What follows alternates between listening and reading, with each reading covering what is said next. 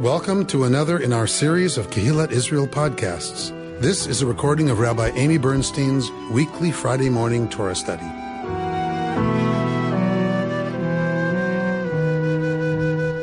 At the beginning of our parsha, which we're going to talk about in a minute or a little while, we have the assignation of the clans that will be dealing with the transport of the materials of the Mishkan, of the tabernacle. So, it gets taken down and put up all the time. It's our portable shrine in the desert, but there's a lot that goes with that. It's huge, right? It's a huge project to collapse it and to put it back up, yes, but it also has to be schlepped. For it to be schlepped, it has to be packed. For it to be packed, who are the only people who can pack? Levites, right? And they are only allowed to pack some things. The priests are the only ones allowed to pack some things because they're the only ones allowed in there to touch them, right? So it is their job both to pack, but everything has to be carried as well. Like it has to be somehow schlepped. So what are the ways things can be carried? Through the desert, if you've got heavy stuff, you've got the menorah, the ark, Camels. And on your head. Okay, how do you get... All right, I just had a visual. Right, so the huge curtains of the tabernacle. How are you putting that on a camel? With great difficulty. Carefully. Working with Jews. All right, so one way to do it is to carry it. So certainly with the ark, what do we know about the design of the ark? It had poles. Those poles are for porterage. Those poles are so the ark could be carried. So it is carried on shoulders. Okay. How's another way that you can get things, big, awkward, heavy things moving in the desert? If it's not on a camel, so you can't physically carry it. A cart. How can you roll? Like a slam. All right. When we talk about the midbar, we are not talking Lawrence of Arabia. They have animals. The animals have to graze. They are not in sand dunes, people. Right? Midbar, wilderness, it means wilderness. It doesn't mean sweeping mountains of sand. I'm so glad you're saying this because this whole time that's all I've had a vision of. That is hilarious. Seriously. And if we had had this conversation, this whole time. This whole time? Okay, so... Okay, so I'm sorry to burst yet another bubble in this room. Another sacred cow, as it were. Sacred camel. I was thinking calf. I never put that together before. Okay, so it's getting to be the end of the year. What can I tell you? So the academic year. So it's wilderness. It's midbar, which means it's kind of between people's territories, right? If we think Egypt, high desert, right? So we think Egypt, all the way up to, Beersheba and stuff. So it's rocky. Parts of it are deserty, but it's Israel deserty. Right. Who's been to Beersheba? Who's been in the Negev? All right, think Negev, right? That there's scrub, there's brush. There's every now and then a spring that feeds something so that there's some water to access, right? So it's like the Negev. It's not Lawrence of Arabia. So given that I've just corrected the topography in your minds... Carts. Thank you. Carts, right, are an option. All right. Oh my gosh, this is a tough group. I don't know what I'm gonna do without y'all for a month. Who pulls the carts? The people or the carts? Oh, who pulls the carts? I guess people or animals. Animals pull the carts. And they had all these bulls. All right, so I have set you all up for chapter 7, verse 1. All of that was an introduction. All right, so Bert. On the day that Moses finished setting up the tabernacle, he anointed and consecrated it and all its furnishings, as well as the altar and its utensils. When he had anointed and consecrated them, The chieftains of Israel, the heads of ancestral houses, namely the chieftains of the tribes, those who were in charge of enrollment, drew near and brought their offering before the Lord.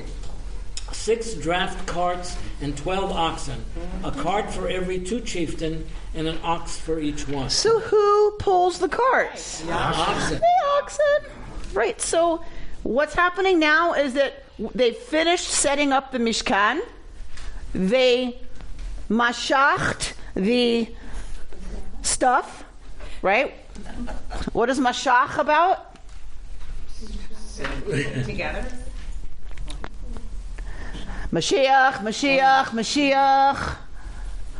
Oh my God. Anointed. Thank you. They are anointed, right? Mashach, from Mashiach, Messiah. Mashiach, the anointed one. Yes? So they anoint all the stuff, the furniture and everything, right? Because it is being made sacred, set aside. And then the chieftains of Israel, each head of ancestral houses, the chieftains of the tribes, right, who are in charge of enrollment, bring an offering to God. What is their offering? 6 carts, 12 oxen, a cart for every 2 chieftains, because it's expensive, right? So 2 would get together to bring a cart, because how many tribes do we have? 12. Very good. So, like, if we have 6 carts, right, 2 per head of tribe, right, and 2 oxen to pull the cart. Where do they get the oxen? Oh, okay. Where did they get the oxen? People. Gelsons. No, but they were running. They took all of it with them when they left Egypt. They plundered Egypt. So the oxen went with them through the sea. Yes, and the sea parted. There was oxen there. Okay, another image in your heads. I have to alter. It's not just people. Oh, no, there was stuff. There's stuff. They have a lot of stuff. Remember when they said to Pharaoh, "We want to go and worship our God, and we have to take our animals." Right? So they've got all of that with them. Right? Okay, so these gifts are being brought, Bert? When they had brought them before the tabernacle, the Lord said to Moses, "Accept these from them for use in the service of the tent of meeting, and give them to the Levites according to their respective services." Moses took the carts and the oxen and gave them to the Levites. 2 carts and 4 oxen he gave to the Gershonites as required for their service, and 4 carts and 8 oxen he gave to the Merarites as required for their service, under the direction of Ithamar, son of Aaron, the priest. But to the Kohathites he did not give any, since theirs was the service of the most sacred objects. Their porterage was by shoulder. Okay.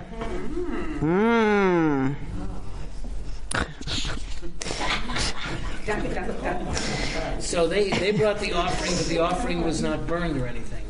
God just said, take the offering and give it to the Levites. These are not sacrifices. Oh. These are offerings of porterage. Right, but this isn't the word for offering close to Karban? Well, whatever's going to be... The Hebrew word that is translated offering. Mm-hmm. Isn't that the same word as sacrifice? Or I'm trying to find, where is it? It's 3. Verse 3? Verse 3, third word.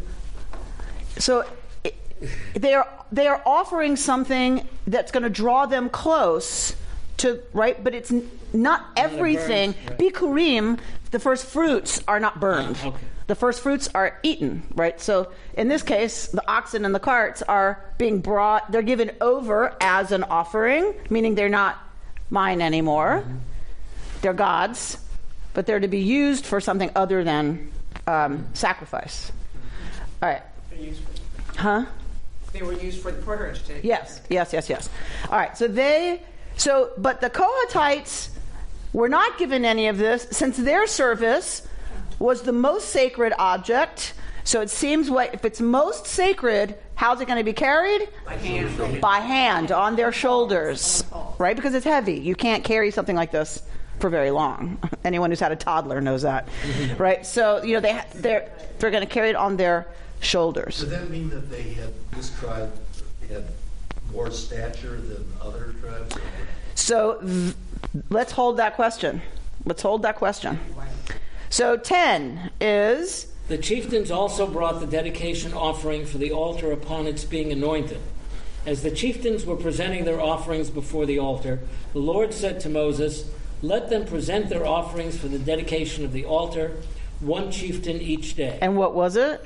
The one who presented his offering on the first day was Naso, son of Aminadab of the tribe of Judah.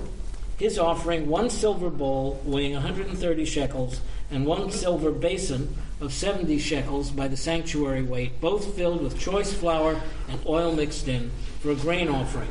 1 gold ladle of 10 shekels filled with incense, 1 bull of the herd, 1 ram, and 1 lamb in its first year for a burnt offering, 1 goat for a purification offering, and for a sacrifice of well-being, 2 oxen, 5 rams, 5 he-goats, and 5 yearling lambs.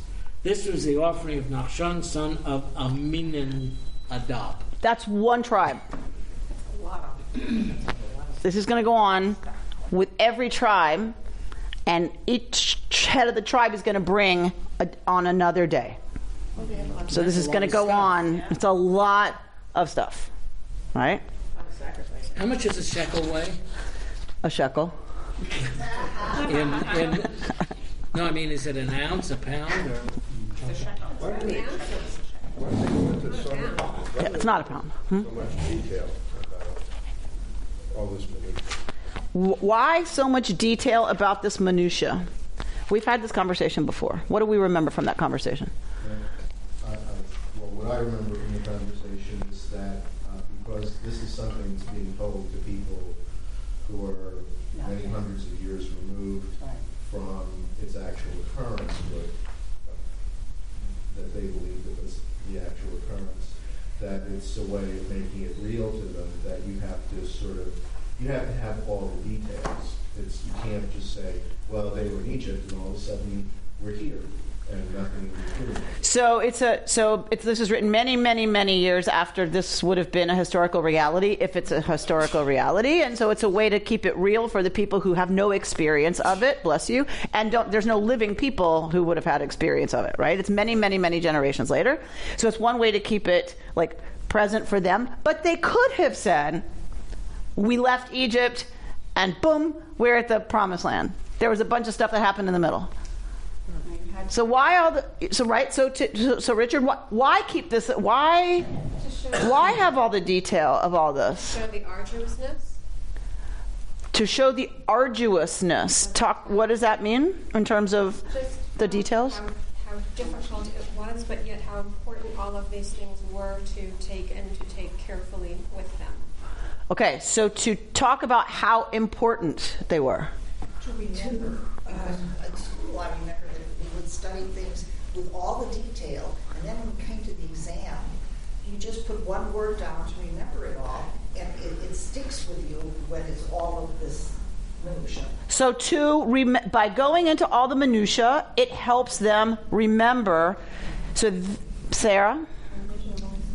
It provides an example of what it takes to be Jewish, that you have to give stuff, that you have to participate, that you have to do specific gifts and things. So, because my question was going to be, after, if it's here to help them remember, why remember? What's so important about remembering? And I think Sarah's getting to part of the point. Why is it important to remember this? Why tell all these details so that they can remember? Because what are they remembering? They are remembering our history, and our history says from the very beginning it was a communal project. Everyone had to give, and the folks who were most important had to give more. Those who had more, the wealthy and powerful among the people, had to give a silver bowl, 130 shekels. Hello, that's 3 1/4 pounds. There you go. 3 1/4. There you go. So that's a lot, 3 1/4 pounds of silver. That's a nice bowl, right? So a gold ladle, this is expensive stuff. So the more important you are, the more responsibility you have for supporting the communal project. That's why it's important to remember. Because list them all out, even the least. I'm sorry? Each group is listed, so we don't forget anybody, each one. So it isn't, okay, each of the 12 tribes, right? We get a list of who was the chieftain, who was the tribe, because every single one is important. Everyone contributed, and everyone deserves to be listed. How does this relate to last week? Thank you, Mark. Same thing. I was thinking that too. Can you elaborate on that? The counting. Each person matters. Look at each face. Lift up each face. That's how we are counted. That's how we count. I took the liberty of reading ahead a little bit. You took the liberty of reading ahead? Is that what you just said? Really? You know what's happening for the next 10 days. But the interesting thing is they all give the exact same thing. Right. Yeah. The exact same thing. And it's unrealistic to think that even if they took bunches of stuff with them from Egypt, that every single tribe would have kind of the exact same wealth, or that the chieftains of the tribes would have the exact same wealth. So it's not entirely the case that if you had more, you would give more, because then there would be some chieftains who gave more than other chieftains. But there was probably some minimum requirement that if you're at this level, you have to give at least this much. Nice. And so they all give exactly the same thing, even though their wealth might not have been exactly equal. So that there's a kind of sense of, if you're a chieftain, the minimum you need to give is what's listed here. Okay? All right. So because Mr. Rajay read ahead, although it doesn't take a rocket scientist to know that if it's one and all are going to be listed for the next bunch of psukim, it's the list of everybody bringing and what they brought, and they all brought exactly the same thing. All right, so since that's true, we're going to skip to verse 89. I know, right? That is not a number you generally hear. Is the Hebrew for all of them exactly identical as yes. well? 89? Oh, yeah. Moses went? Oh, yeah. Ooh. They can't teach you this stuff in rabbinical school. They really can't teach you how to teach Jews. They just can't. Because they have no idea in rabbinical school. Because they teach rabbinical students. They don't teach these Jews. All right. 89. When Moses went into the tent of meeting to speak with them, he would hear the voice addressing him from above the cover that was on top of the ark of the pact between the two Kruvim. All right. Thus he spoke to him. So we are finishing this whole thing with Moshe entering the tent of meeting to speak with whom? God. And how did that communication happen? Vayishma et hakol medaber elav me'al hakaporet. He heard the voice speaking to him from on the kaporet, which covers the ark. Al Aron, on the ark. Okay, let me. I keep stopping at the wrong place. So he hears the voice Medaber Elav speaking to him. Me'ala kaporet asher al Aron ha'edut, from on the kaporet that was on the ark of testimony. Mi bein shnei hakruvim vaydaber elav, from between the two kruvim, which is on the ark, right? The ark has two kruvim facing each other on the top. From between the kruvim, vaydaber elav, God speaks to Moshe. Yeah? All right. So what do you think when I say kruvim, cherubs? Cute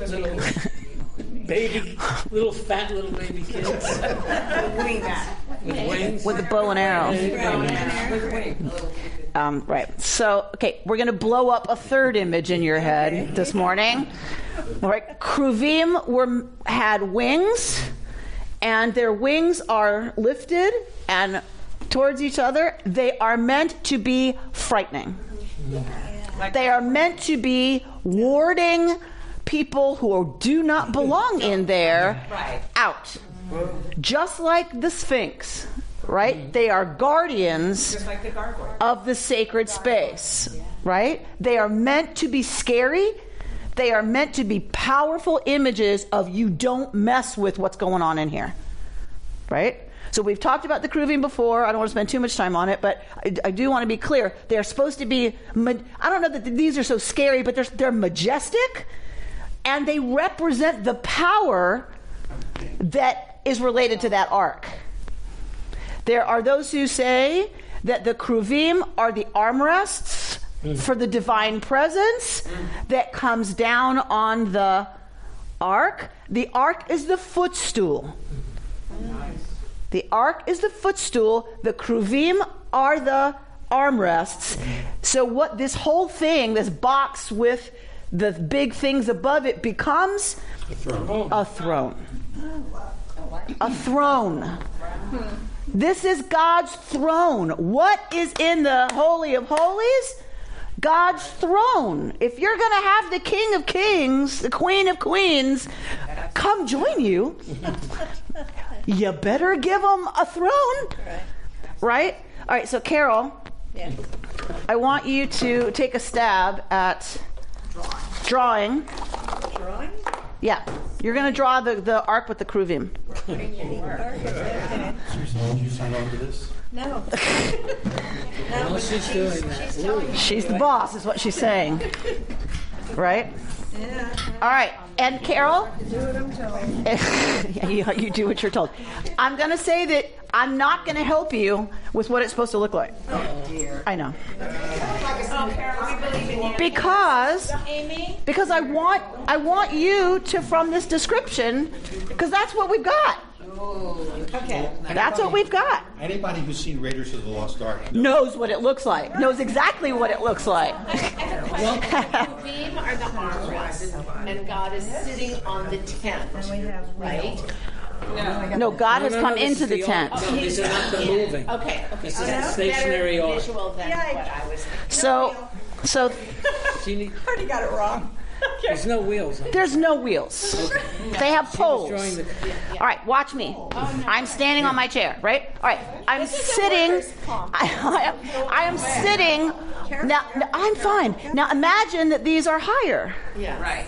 All right, so this, the empty part under my chair is the ark. This is the top of the ark. The seat of my chair is the top of the ark. I'm sitting in the back, my feet are on the footstool, and the armrests, right, the Kruvim are on top of the ark as my armrest. You see the image?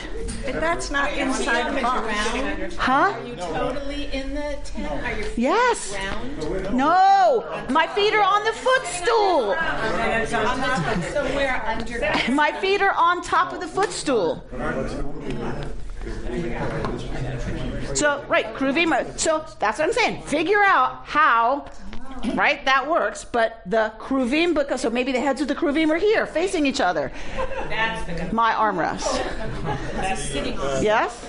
Okay, shh. Everybody listen to Sarah. How did the Kruvim get transformed into these fat little cherubs? Yeah. That is thanks to the church.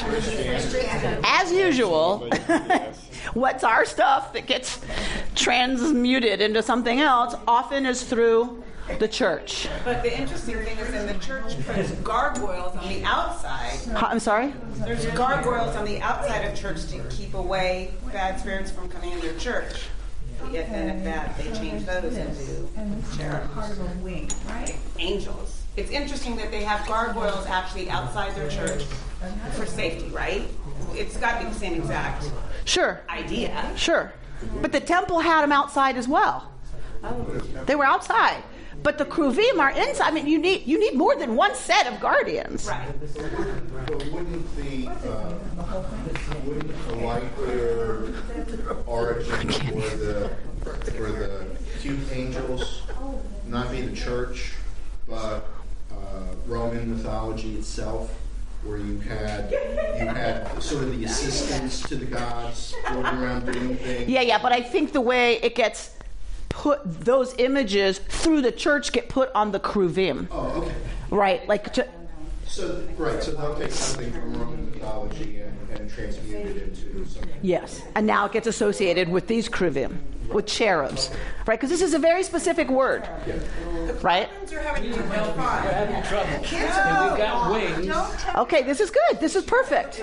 This is beautiful. Okay. This is fabulous. Okay. All right, so I'm just going to, because you know what a great artist I am, I'm just going to add a little bit, which is this. Here's the ark. This is the ark. This is on top of the ark. Okay, so just finish this one, finish this guy, and then we're good. He was sitting, is God sitting on a stool? With his arms Okay, up like this? you have a throne. Your feet don't touch the floor on a throne. You have a stool in front of you. You sit on the throne. Your feet, as the monarch, are on the stool. So the Torah is under God's feet. Ha ha! Yes. Wait for it. Thank you. Okay. Perfect. Perfect. Okay. Here are the poles. Okay. Work with me now, people. All right. Beautiful, right? Okay. Here's our ark. Let's hear it for Carol Kleinman. Artist extraordinaire. So this is the pole for porterage on the side of the ark. This is a box. This is a box. The box is covered with gold on the outside and the inside. The box has a top on it. Connected to the top are the kruvim. Here are God's feet. Excellent. Thank you. God's feet are on the Torah. I know that's okay, wait. okay. All right. Shh. God's feet are on the footstool. Where's the footstool? So God's arms are on the armrests. Okay. God's presence is here on the throne. This is the image from the ancient world. You have a throne, you have a footstool. The footstool is hollow. What goes in the footstool in the ancient Near East when you have a king? The treaty. The what? Treaty. What treaty? No. In the ancient Near East, what treaty goes in the footstool? The king and the people? The king and the vassals. The treaties between the king and the vassals the king has conquered. Right. A covenant is cut between a ruling monarch and the vassal kings they control.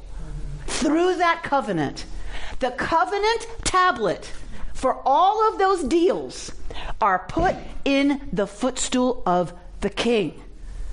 So when anyone comes before the king and they kneel down before the king, they are looking at the footstool within which is contained the agreement that says, if you, kneeling down vassal king, break that agreement, what happens?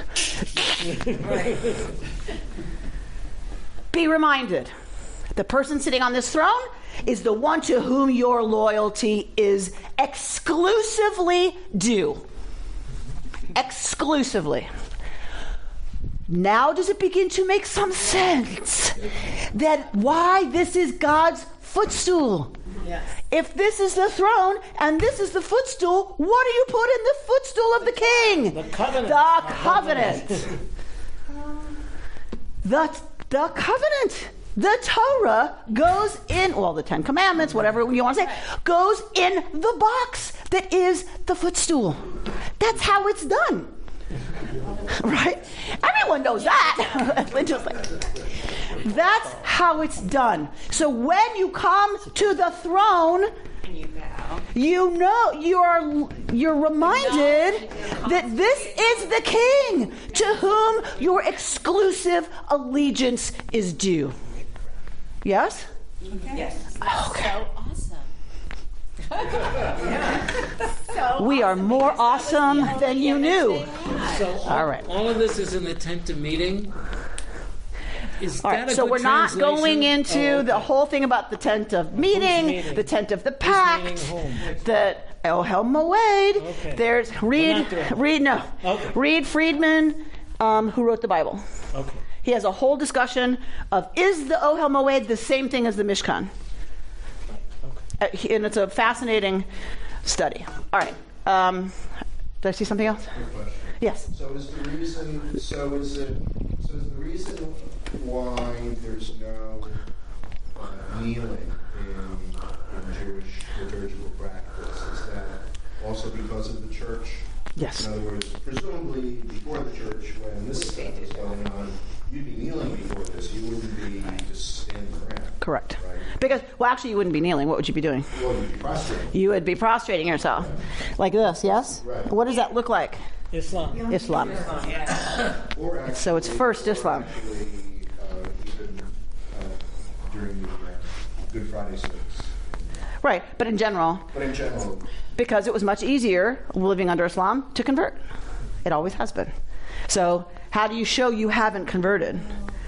You stop doing that. You stop prostrating yourself in a position that now means you are worshiping Allah through Islam. So you can't do that anymore. How do you prove you haven't gone over? You don't do the posture during worship that is emblematic of Islam. If we went on a field trip, which is my suggestion, of the older synagogues in Europe, and looked at the arks, because I think we all probably have gone to sanctuaries in Europe, I seem to recall that they have these cherubs and these... Some do, some don't. It's not a, you know. It wouldn't be here in America necessarily. Well, I mean, it... Could be. I mean, it's not, I don't think it's so much related to geography. For some congregations, that continues to be a moving image. For others, it's not. For others, and most of the ones I've seen, are more about words than it is about images. Because we have a thing about images. Temple Israel has this. Has the Kruvim. Yeah. Sarah? How do you explain that on Yom Kippur, either the rabbi or the... It's the one exception. It's the one exception. It's the time where we risk it. Why is that still? Because that's one of the holiest moments of the year. So the service leader, like in Duluth, I did it. You prostrate yourself before the open ark at this moment where you're praying that the king is present. Right? You get it that this is metaphor and language that, it's complicated for some of us. But, right, the queen is present. It makes sense, you do. And so you, at that moment, during the votive service, it's the great Aleinu. Right? That's the Aleinu that Aleinu was written for. Aleinu was not written for Shabbos. Aleinu was not written for daily prayer. Aleinu was written for Rosh Hashanah. The king, the Aleinu l'shabeach, la'adon hakol. It is on us to worship, right? Adon hakol, the master of everything. And so at that moment, we demonstrate our absolute dedication to worship the one. It's it's choreography, but I think it's powerful. This is the first time I can remember that the image of God is made anthropomorphized. He's not. This is not, or she's not, a cloud or something in the sky or lightning and thunder. They're actually making a chair for God. That's a big difference from everything else I think we've heard before. So let's be clear. The image is the image of a throne. God doesn't have feet. Okay, good. Or arms. Good. You're relieved now? You're relieved? Oh, you feel better? Or nostrils. Or nostrils. God doesn't have feet or arms. The image is the image of a throne, and the Kodesh Kodashim fills with the presence of God, and you can't enter then. You can't go in there. Right? But there's a voice. For sure there's a voice. But there's no throat. And there's no vocal cords. Just to be clear. Talking about the ark and the kruvim. Yep. Our arks here are designed around the burning bush, in case people didn't notice. Look at it, the burning bush. I'm sorry? Wings symbolic. Did who have wings? These arcs, did they have any wings on them? The kruvim have wings on them. I know, but were there symbolic wings on them? No, the wings are on the kruvim. Why do you need symbolic wings when you have real wings? They're wings. Why do you need wings on an ark? You don't. You need wings on the kruvim on the ark. Right? An ark doesn't need wings. It's going to be carried. Right? If the ark starts flying, we're all in trouble. Was there a throne actually designed in there, or is it just vacant? Was there what? A throne, actually? No. Nothing, just the wings. It's just symbolic. It's metaphorical. It's symbolic. Yeah, because God doesn't have a body. So God doesn't have a tush. Right? But God, right? So the imagery is to evoke the footstool in which goes the covenant of the vassal kings to the big king. Yeah? And reminding the obligation of those who come before the throne that they owe their exclusive allegiance to that king. And that if they violate that, what's going to happen? Really bad things. Really, really bad things. All right. Go back to where we started. 7:1. So they finished setting up the tabernacle. We read all that. He's anointing and consecrating, right? Number 2, Vayakrivu Nisi'ei Yisrael. Who's being brought forward? I am missing Rita Ephros right now, people.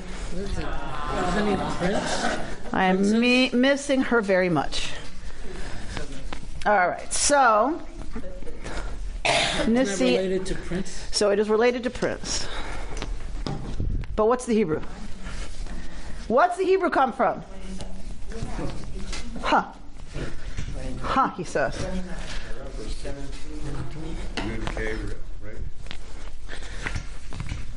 Nisi'ei Yisrael. I hope she's listening to this podcast and feels really, really, really bad for leaving us. Just saying. All right. Nisi'ei Yisrael. Nisi'ei. I don't know how to do this in transliteration. Nesi'ei Yisrael. The root is Naso. What does that mean? Think back to last week. It's a hint. Se'u et rosh kol adat b'nei Yisrael. Lift up the heads of every person of Israel. Same root. The Nasi, sometimes prince, sometimes chieftain, sometimes whatever, is someone who has been lifted up.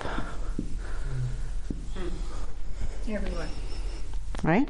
Same root. So who's being called forward here?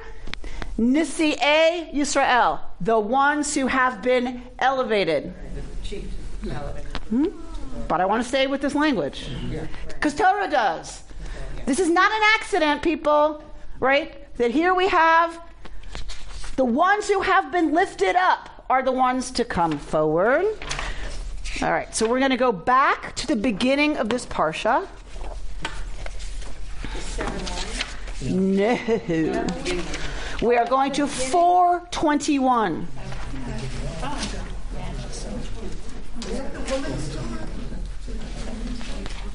Chapter 4, verse 21. Not page 421. Chapter 4, verse 21. Got it? Yeah, something new and different. God spoke to Moses. Vaydaber Adonai el Moshe lemor. The first pasuk, right? Let's go to the second pasuk of the parsha, which is what the parsha is named for. Verse 22. You see it? There you go, Robert. Naso et Rosh b'nei Gershon. What is that talking about? Taking account. What does it mean there? Census? Counting? Yes. Counting. Count Gershon. By lift the head. So counting is lifting the head. Yes? Yes. We ask if they're citizens. What?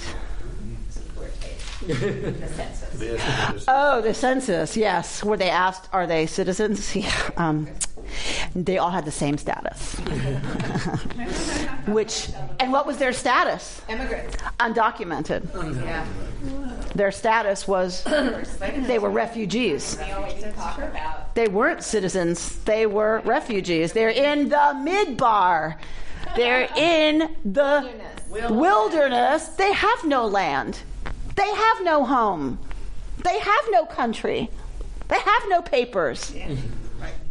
All of us were without status. All of us, yeah. Exactly. All right. And it was truly a caravan. It was truly a caravan. Indeed it was. Which is, to our point earlier, why remember all of this? Why remember? We talked about why remember the details of the Mishkan and the offerings. Why remember this whole period of our history? Wouldn't it be better to forget it and say, that was miserable? This is not a pretty book. This is not a happy story. So why keep telling it? Oh my gosh, this is definitive of who we are? Really? Yes. This is the story we pick? Yes, because this story enables us to be the people who helped start the NAACP, who send people to the borders, to advocate for refugees, because we remember our history. Because it says you were strangers too, right? Doesn't it say? That's right. We were strangers, so we started organizations to help those who are marginalized, those who are oppressed, because our core narrative is that was you. And don't you ever forget it. And that means you have to tell your children so that they don't forget. If you don't transmit it, it's forgotten. And that you have to remind yourselves at least annually, hopefully you're coming every week, but if you're not, at least annually, Avadim Hayinu. We were slaves. So that we shouldn't ever forget. When Harvest was here, last year sometime, they had this wonderful sticker in that said our people were immigrants too. My people. I have it on my jean jacket. Yeah, my people were immigrants too. Right? You could get a hold of some. And I've had people thank me for that. Yeah. All right. So what is Gershon? It's count Gershon. Count the because I don't want to lose my train of thought here. Count the Gershonites, right? Look at verse 25. They shall carry the cloth. They shall carry the cloths. Someone tell me that first Hebrew word of verse 25. Nasu. Venasu. Oh, really? Nasu. You seeing a pattern here? Yeah. So what is carrying? So yes, it means they're going to do porterage. They're going to carry. Lifting it up. When you carry something, you have to lift it up. Your service is lifting it up. Yes? Well, this is about the Gershonites that made them designated as the lifters. I don't know. I mean, why? What's special? Just cause. Because we talk about Levites and going. Just cause. So there, part of the historic memory is that there were clans within the Levitical system. There were clans, and so each clan, only the priest could actually deal with the sancta, but once it was covered, there were clans of Levites who could carry it. Yes, clans of Levites. So why this one? And another one, probably, this is a historical memory of status between the clans. So we've talked about Moses and Aaron, that probably there was a Mushite clan. We know that. There's a Mushite clan and an Aaronid. There's probably an Aaronid clan. So the things between Moshe and Aaron become historical remnants of the tensions and the changing fortunes of different clans within the. And of course, once you write it down, it's kind of static. Right. All right. So their service is to lift stuff up. And it is a status, right? That's a special status when you are the ones chosen, Naso, like that. Y'all will lift it up and carry it. All right. So you with me here? Yes. The ones who have been lifted up are making the offerings at the end of the parsha, right? You're going to count the Gershonites by lifting up their heads because their service is going to be to lift up the sancta. Yeah? Ready for the coup de grace? You ready? You ready? All right. Let's go to chapter 6.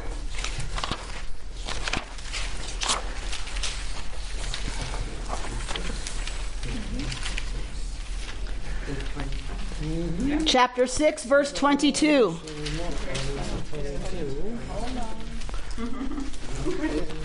I don't want to Okay. What page in the Green Book? 829 in the Green Book. Page 829. Chapter 6, verse 22. You with me? Yes.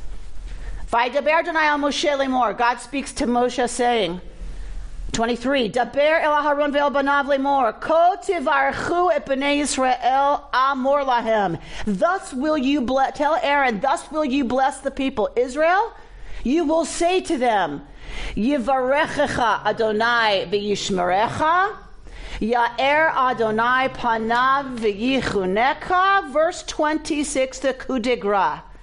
Yisa Adonai panav elecha v'yasem lecha shalom. What is the word? Yisa Adonai panav elecha. May God lift up God's face toward you. I don't know. I'm not even going to try to translate it and pass that because that's what it means. It's not even an idiom. It's beyond even noticing. Like when we said last week, we noticed. This is even. So we've talked about counting being about we mean something. Yes?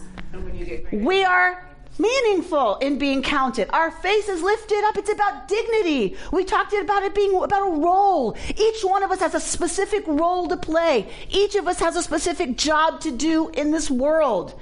According to Torah, that service is elevating. That service lifts things up that then lift up the mission. And in doing so, we are dignified. We are dignified through service to each other, to the community, to the world. And that is how, in progressive Judaism, we would talk about serving the one, capital O, because it's all one. If we're going to serve the one, we're going to have to do some heavy lifting, people. That is not a bad thing, according to Torah. And this is not the suffering servant. right? This is not that. This is the dignity of having to work hard to lift things up. Because it's heavy, isn't it? So the more people you have lifting. Is the centrality of Naso, where one of the meanings could be chieftain or prince, is there an implied obligation on the part of the prince to lift up the people? Yes. Yes. You have been elevated. So And so if you're elevated, what is that going to imply? You're going to be lifting up. It better be the people around you, better be the dignity of the mission, right? But in this last sentence you just read, yeah, it's kind of a partnership between the people and God. Well, yeah. So that you do your part, you get sustained by the energy behind you. Yep. Indeed. Go to your handout.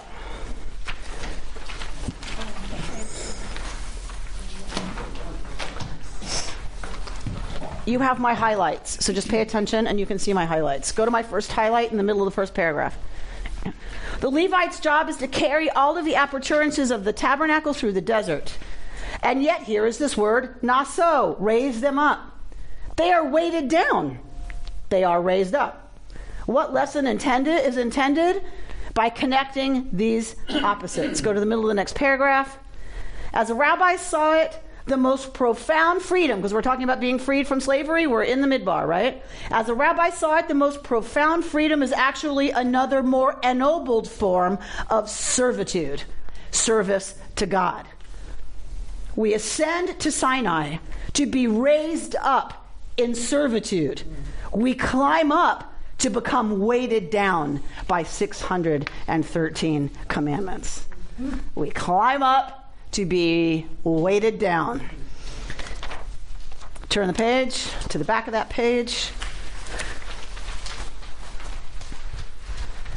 To my next highlight, second paragraph. The Kohathites do not receive gifts, perhaps because they don't need them. Instead, they carry the most precious gift on their shoulders, their service to God.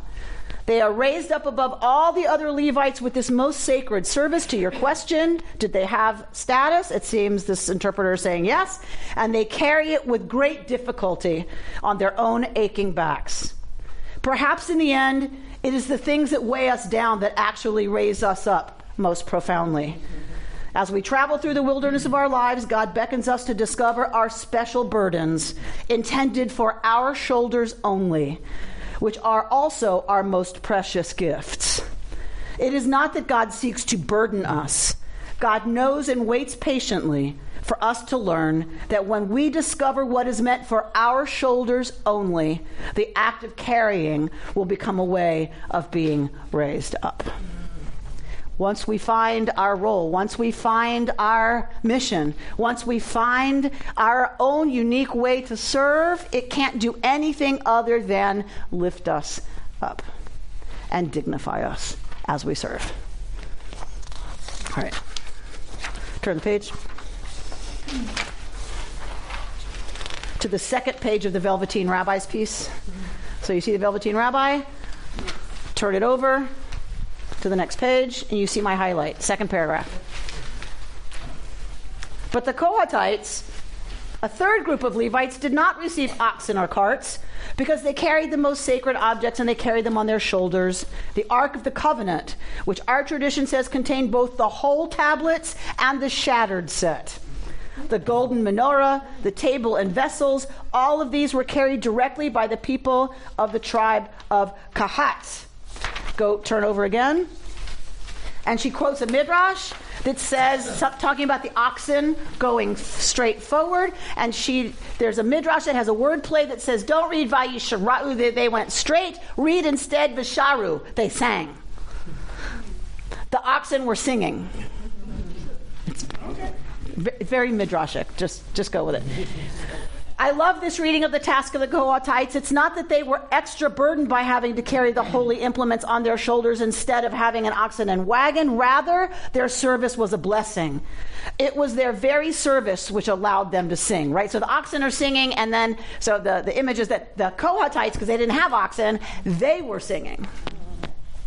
We should all be so lucky as to be able to throw our whole selves, not only mind and heart and spirit, but also even our bodies, into serving our Creator. Drop down to the last paragraph. When we put our whole selves in all four worlds, body, heart, mind, and spirit, into the service of the One, that's when we can bless others, right? Because here we have the priestly blessing. See how it all comes together? That's when we can bless others. That's when we can link God's own name with our names. That's how we open the spigot for cosmic abundance, not merely through saying the words of the priestly blessing, but through committing our whole selves to serving others, and in so doing, serve God. All right? The last one, turn it over, where it says exertion required.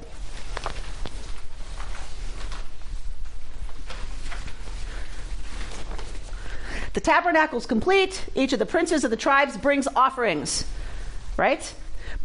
But the clan of Kohat is not given anything because their special task is to carry the Ark of the Covenant, in case we weren't clear about any of this. Menachem Mendel of Kutsk was famous in his own day for having very high and moral spiritual expectations of his followers. Quote, "In the service of the holy, you must work hard." Quote, "They were to carry it on their shoulders." If someone says, "I have not exerted myself, but I have found," do not believe them. The Kutsker Rebbe turns to this sentence, this pasuk in our parsha, and says, what is the spiritual meaning, the spiritual teaching of they were to carry it on their shoulders? You have to work for it. So if someone tells you, "I have achieved spiritual maturity and enlightenment, and I didn't have to do anything," Kutsker Rebbe says, not true. Don't believe them. The only way you get that stuff is to work. How many people sit with me at 11:15? It's by deeds. I'm not going to define it. I'm going to say you have to work hard. At 11:15, we're going to sit. Is that always easy? No. Some days it is miserable to sit in silence. Miserable. Hard. Awful. That's what it takes. Some of us are going to go to yoga at 1 o'clock. Lisa? And it's hard. Is the yoga class we go to easy? Not. It is torture. It's pain. It's torture. It's pain. And we learn to lean into the pain. Breathe. Don't we? We learn to lean into shaking thigh muscles in Warrior too, don't we? Yep. So we explore what it means to have it hurt and go, okay, we're building strength. And that's what it takes. It's hard to build strength. It's not easy, right? How about the most mature, responsible people you know? Have they had charmed, easy lives? No. Heck to the no. The people I want to get advice from, the people I want to turn my soul over to when I don't know what to do and I don't know what's going on, are people who have walked through the fire. They are people who have schlepped the ark through the midbar. And they know what it is to sweat and grunt and take the next step anyway in service to something bigger. Those are the people. Those are the people. I believe, he says, that Judaism must be joyful if it is to survive in our hearts and beyond our lifetime. But that does not mean that it cannot make demands on us. A Judaism that makes no demands is just another form of entertainment, and one that may not be able to compete with the high-tech forms so readily available in the 21st century. So how do we square that circle? Offering joy while making demands. For me, the answer lies in a Talmudic teaching based on the task given to the clan of Kohat, that of carrying the Ark of the Covenant. It must have been an arduous task indeed, walking for hundreds of miles, carrying the sacred chest with its contents, the stone tablets of the 10 Commandments. The ark carried those who carried it, says the Talmud. If the Talmud is to be believed, the men of Kohat knew that they were engaged in singularly important work, and they were happy, fulfilled. They were so happy that the physical exertion required did not matter. They realized they were on a spiritual as well as a physical journey toward the promised land, and that thought filled them with joy. People don't mind the demands made upon them if they understand and subscribe to the goals. We need to keep the goals of Judaism in mind at all times, less than the repair of our world, nothing less than the repair of our world, the repair of our souls, the sanctification of the mundane, in a word, holiness. You've been listening to Rabbi Amy Bernstein's Friday morning Torah study from Kehillat Israel in Pacific Palisades, California.